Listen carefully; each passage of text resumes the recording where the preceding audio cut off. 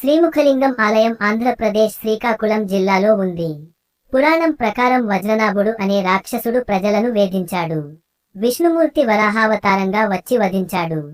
ఆ రాక్షసుని రక్తపు చుక్కల నుంచి మరల రాక్షసులు పుట్టగా ఆపటానికి శివుడు లింగరూపంలో ప్రత్యక్షమయ్యాడు. ఆ లింగం ముఖంతో కనబడింది కాబట్టి శ్రీముఖలింగం అని ప్రసిద్ధి చెందింది. ఆలయం శిల్పకళా వైభవంతో కీర్తిగాంచింది.